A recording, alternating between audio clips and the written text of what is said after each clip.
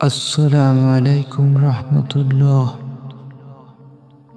কবিতার নাম আদর্শ ইমানদার।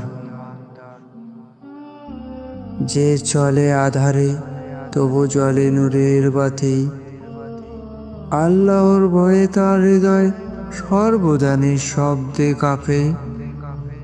মিথ্যের সাথে তার চিরকাল যুদ্ধ, সত্যের পথে তার প্রতিটি পথ চিহ্ন যুক্ত। নয় সে সোনা না মোহর বিভোর, দুনিয়ার মাল তাকে করে না গর্বিত কোনো। নয় সেই রেশম চেহারার মহিমাতাল, বরং তার অন্তর হয় ইমানের জ্যোতির চাল। যে মানুষ দুঃখী দেখে কাঁদে নিঃশব্দে, সদয় হাতে দেয় সাহারা, চালায় নেই রথে। আল্লাহর প্রেমে সে বিনয় মাথায় রাখে, প্রতিদিন 5 ওয়াক্ত নামাজে নিজেকে আরো গঠন করে।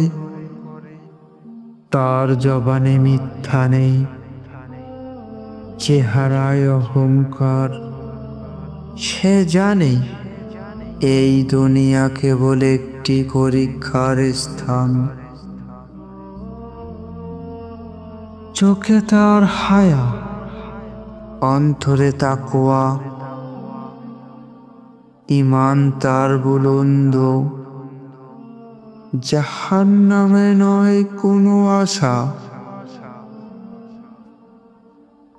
সে খোঁজে না বাহবা, চায় না লোকের ধ্বনি।